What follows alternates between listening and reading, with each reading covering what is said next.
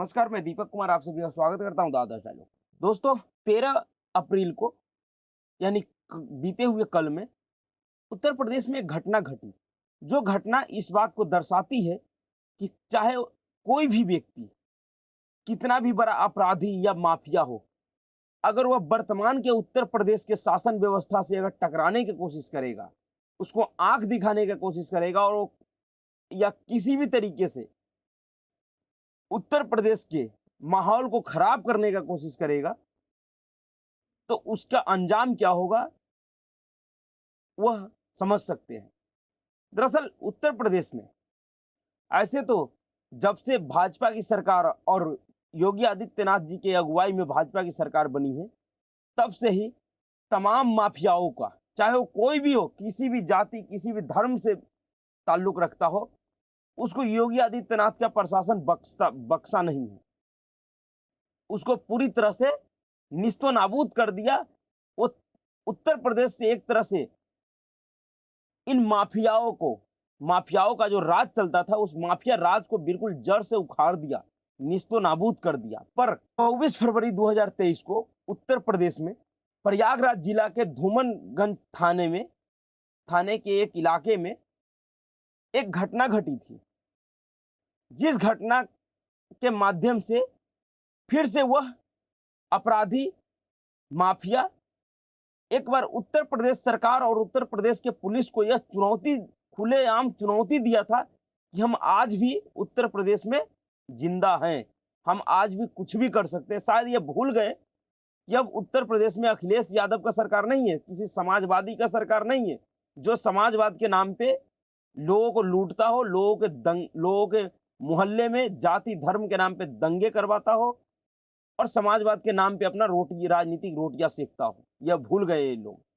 दरअसल वो हत्याकांड उमेश पाल हत्याकांड था। उमेश पाल कौन था? तो पहले आपको उमेश पाल के बारे में जानना चाहिए। उमेश पाल एक ऐसा व्यक्ति था जो कि पेशे से वकील था और 2005 में बसपा के एक विधायक राजू पाल का हत्या हुआ था। और उस हत्या को अंजाम किसने दिया था? उस हत्या को अंजाम पूर्वी उत्तर प्रदेश के सबसे बड़े माफिया अतीक अहमद के गुर्गों ने किया था और अतीक अहमद के कहने पे किया था। जिस राजू पाल हत्याकांड में अतीक अहमद नामजद अपराधी है, उस राजू पाल हत्याकांड का एक चश्मदीद गवाह था उमेश पाल।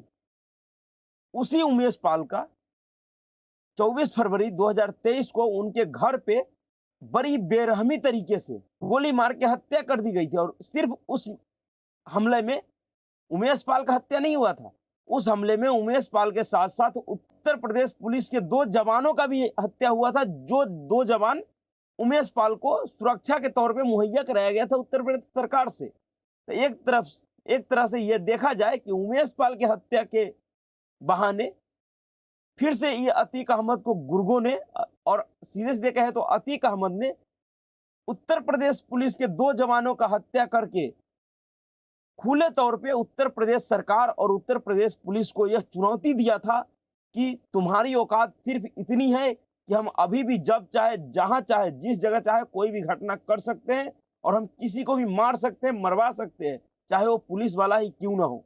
और आप सभी ने देखा कि किस तरह से बिकरू कांड में जो विकास दुबे था, उसने भी यही गलती किया था कि उत्तर प्रदेश पुलिस के जवानों के ऊपर उन्होंने हमला किया, जिसमें उत्तर प्रदेश पुलिस के 6 जवान शहीद हो गए थे। उसके बाद उसके साथ क्या हुआ, ये पूरी दुनिया ने देखा।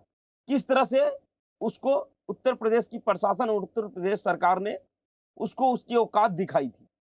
पर दोबारा से यही गलती अतीक अहमद के गुर्गों एवं अतीक अहमद के बेटे असद अहमद ने कर दिया और एक तरह से इन्होंने उत्तर प्रदेश पुलिस को, उत्तर प्रदेश प्रशासन और सरकार को चुनौती दे दिया, जिस चुनौती को उत्तर प्रदेश सरकार, उत्तर प्रदेश की पुलिस और खास करके उत्तर प्रदेश के मुख्यमंत्री माननीय योगी आदित्यनाथ ने स्वीकार किया। और उस चैलेंज को स्वीकार करते हुए उस बखूबी उसका जवाब, मुंहतोड़ जवाब दे रहे हैं। दरअसल 24 फरवरी के उमेश पाल हत्याकांड के बाद विधानसभा में बजट सत्र के दौरान उत्तर प्रदेश विधानसभा के विपक्ष के नेता अखिलेश यादव ने उमेश पाल हत्याकांड को मुद्दा बनाकर योगी आदित्यनाथ जी को घेरने का कोशिश किया।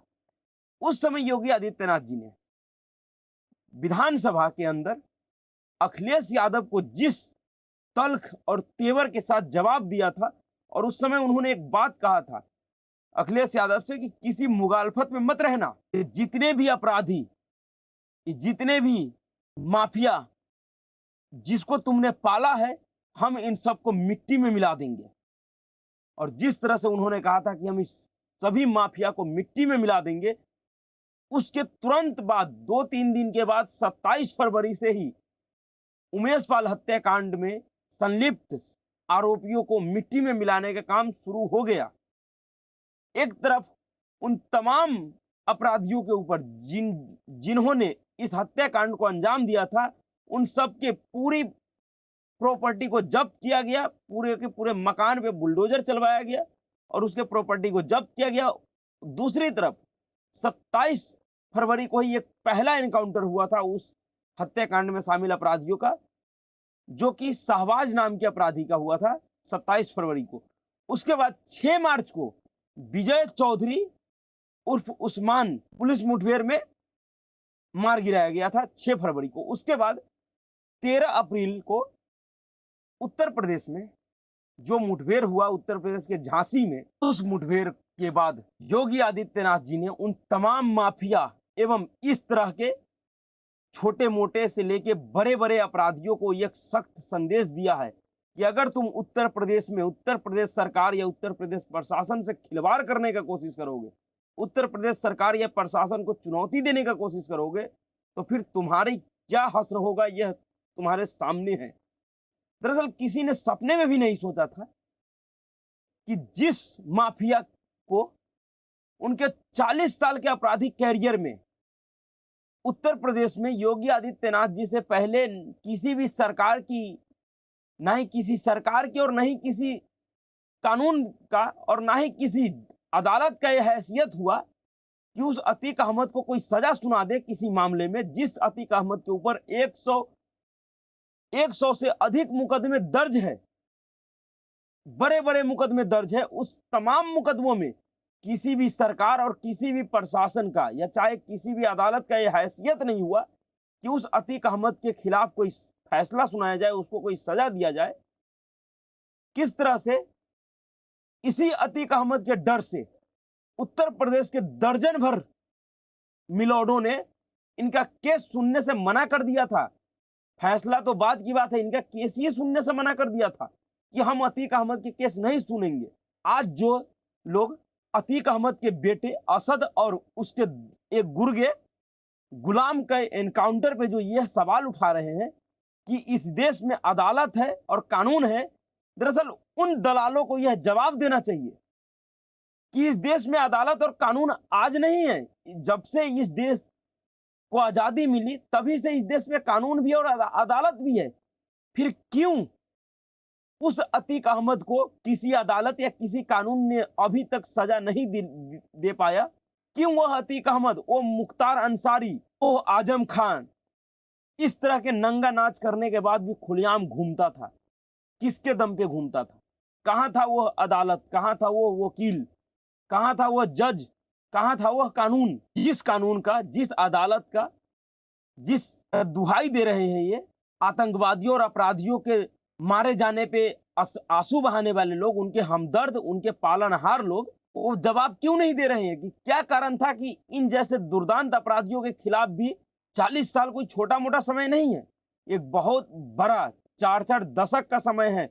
क्या कारण था कि इन तमाम अदालतों में वही जज साहब होते थे, उत्तर प्रदेश का वही पुलिस होता था, वही कानून था, वही संविधान था, हर चीज तो वही था, कि क्यों नहीं इन अपराधियों के खिलाफ कोई कार्रवाई हुआ? कैसे ये अपराधी उसी कानून, उसी अदालत, उसी जज, उन्हीं तमाम संसाधनों के बीच में बैठ के अपना आतंक फैलाते रहे? इस तरह से राजू पाल का हत्या किया गया। क्या किसी जज ने नहीं जाना उस घटना के बारे में कि किस तरह से राजू पाल, जो कि एक चुना हुआ विधायक था, उसको दौरा दौरा के रोडों पे मारा गया, बम से, गोली से, किन किन हथियारों से नहीं उसको मारा गया, किस बेखौफ तरीके से चौराहों पे दौरा दौरा के उसको मारा गया। क्या किसी जज ने उस समय नहीं देखा था, या किसी जज ने नहीं सुना था इस घटना के बारे में? क्यों नहीं कोई जज या कोई अदालत उस समय राजूपाल हत्याकांड के बाद इस अतीक अहमद के खिलाफ कोई सजा सुना पाया? क्यों नहीं इसको जेल में डाला गया?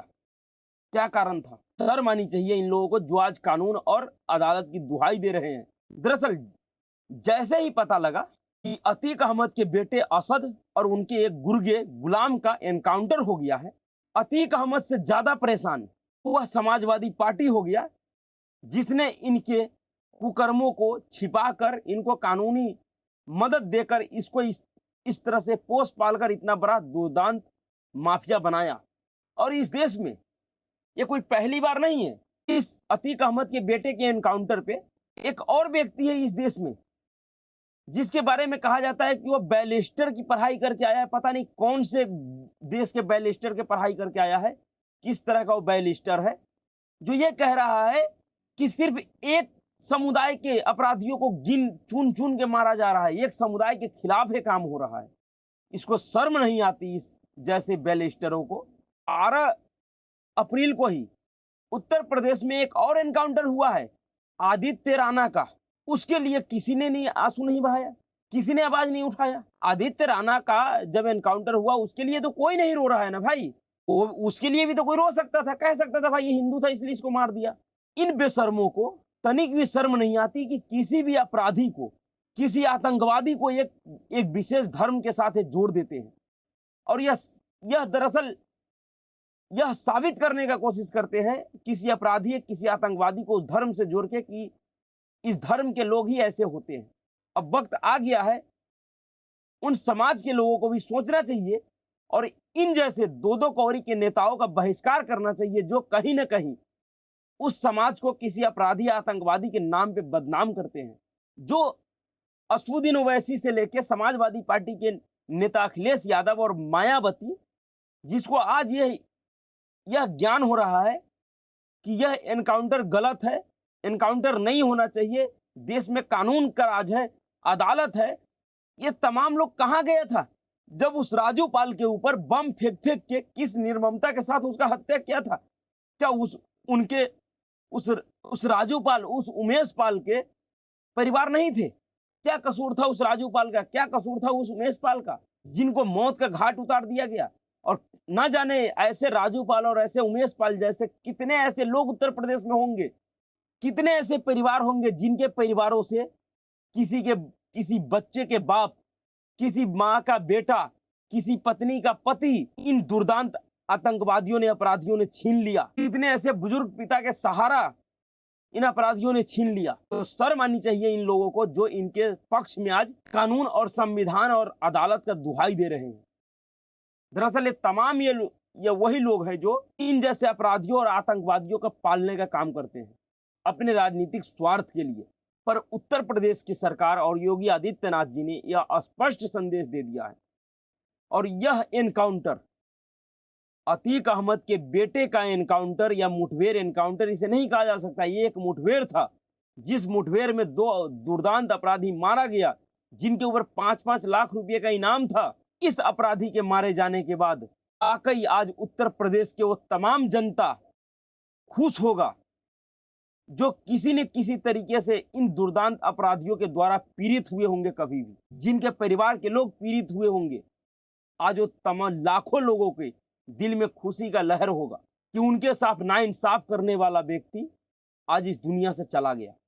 और यह असद अहमद का एनकाउंटर उन तमाम अब्बास अंसारियों के लिए भी एक संदेश है, जो चुनाव के टाइम में कह रहे थे, खुलेआम तौर पे प्रशासन को धमकी दे रहे थे कि हमने भैया से बात करके आया है, हमने बोल दिया है कि 6 महीने तक किसी का ट्रांसफर पोस्टिंग नहीं होगा, पहले उसका हिसाब किताब होगा।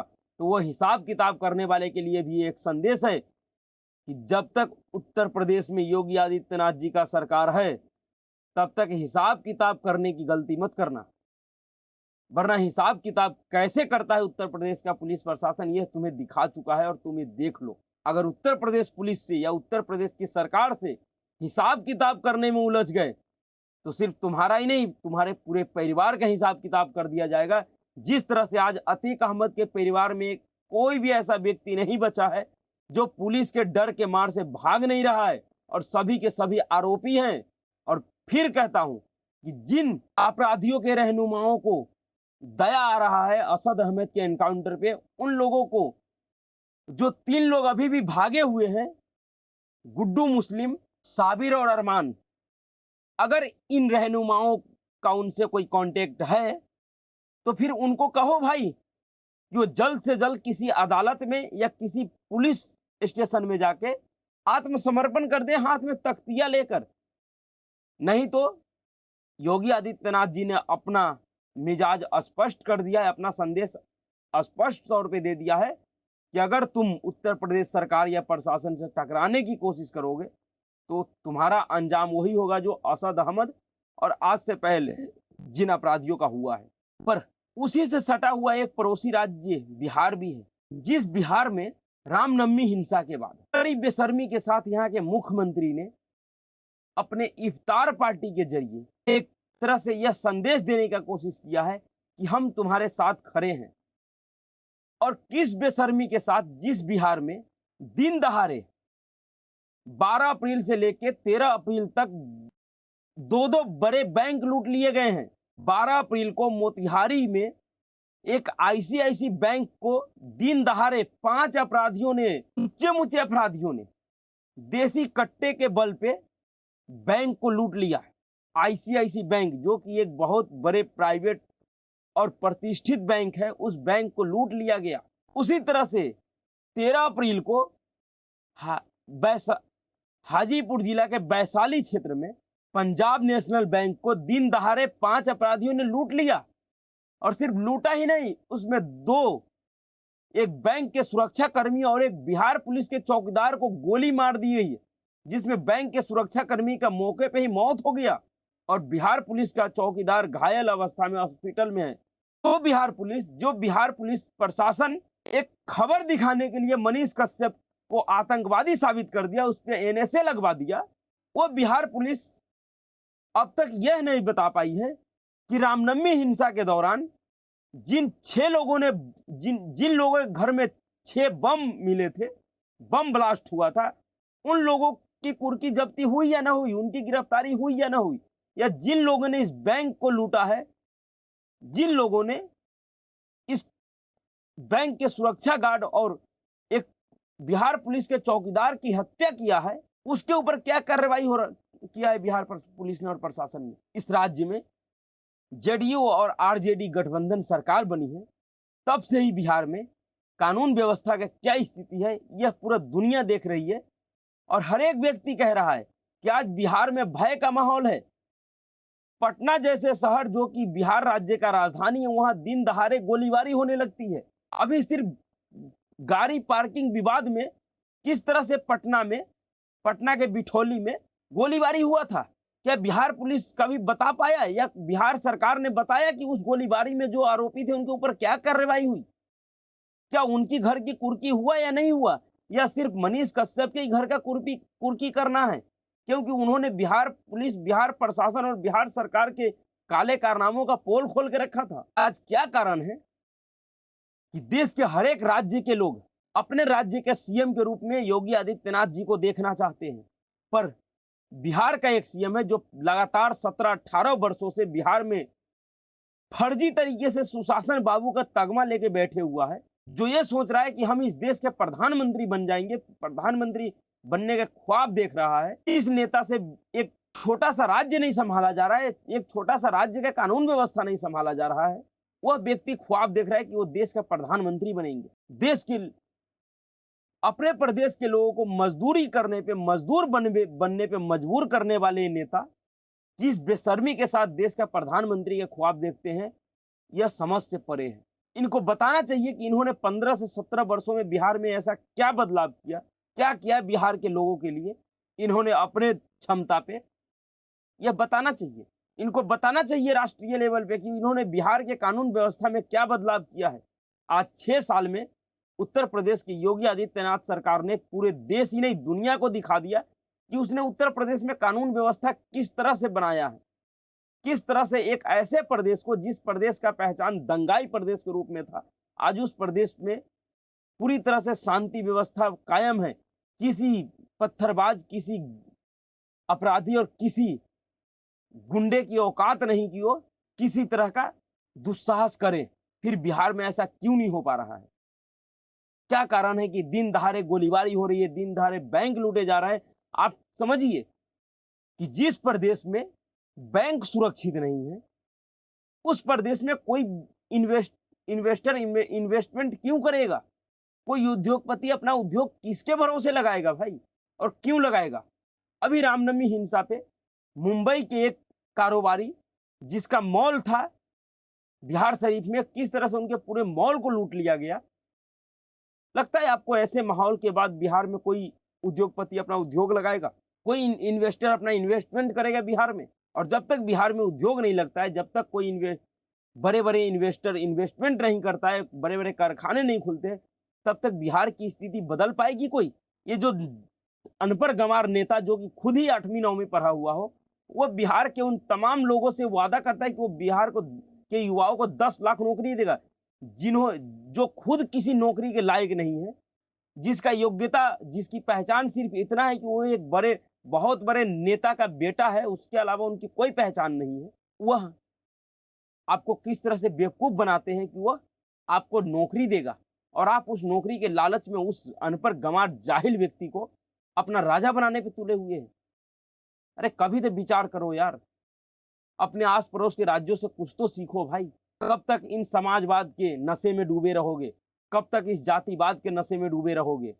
कब तक अपने बच्चों को 2 पैसे कमाने के लिए अपने घर परिवार से दूर भेजते रहोगे, और दिन रात इस फिक्र में रहोगे कि पता नहीं हमारे बच्चे सुरक्षित है कि नहीं है? कब तक अपने बच्चों को कभी तमिलनाडु में, तो कभी मुंबई में, तो कभी पंजाब में, तो कभी दिल्ली में, अलग अलग प्रदेशों में पिटवाते रहोगे? कुछ तो करो भाई। बिहार के लोगों को बहुत गहरी चिंतन और मनन की आवश्यकता है।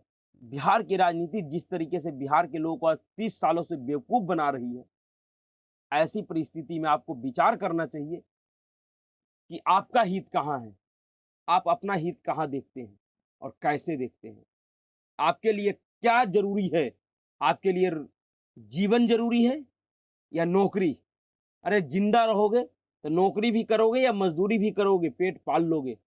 और जब जिंदा ही नहीं रहोगे, क्या करोगे इस नौकरी का, क्या करोगे उस काम का? पहले सुरक्षा जरूरी है। अगर जहां व्यक्ति को सुरक्षा अच्छा मिलता है, सुरक्षा मुहैया होता है, वहां पे सारी व्यवस्थाएं अपने आप आ जाती है। तो सबसे पहले आप यह सोचो कि आपके प्रदेश में जो कानून व्यवस्था का अस्थिरता बना हुआ है, यह कैसे सही हो, और यह कौन सही कर सकता है? पहले इस पे विचार कीजिए। उसके बाद अपने नौकरी के नशे से बाहर आइए और बिहार के लिए कुछ कीजिए। तो अभी के लिए इतना ही। अगर आपको वीडियो अच्छा लगा हो तो वीडियो को लाइक कीजिएगा, शेयर कीजिए और चैनल को सब्सक्राइब जरूर कीजिए। सभी से निवेदन है। नमस्कार।